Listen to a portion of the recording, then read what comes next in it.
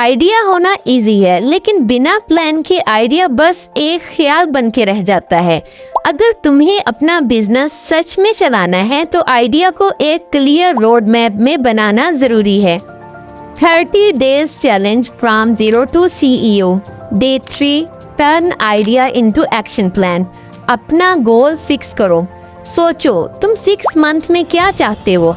100 sales चाहते हो, अपना ऑनलाइन स्टोर बिल्ड करना चाहते हो, ब्रांडिंग स्ट्रॉन्ग करना है। गोल क्लियर होगा तो रास्ता भी क्लियर मिलेगा।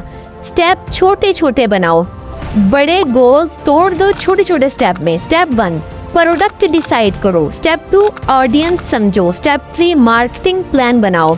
डेडलाइन दो। बिना टाइम के प्लान हमेशा पेंडिंग रहता है। हर स्टेप को एक डेडलाइन दो। ये काम मुझे इस डेट तक करना है। एक पेपर लो और लिखो तुम्हारा 6 मंथ गोल, उस तक पहुंचने के 3 सिंपल स्टेप, हर स्टेप की डेडलाइन। ये तुम्हारा पहला रियल बिजनेस एक्शन प्लान होगा।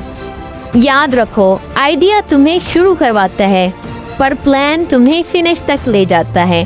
डे 4 में मैं तुम्हें सिखाऊंगी जीरो से अपना प्रोडक्ट लॉन्च कैसे करना है। So don't miss it.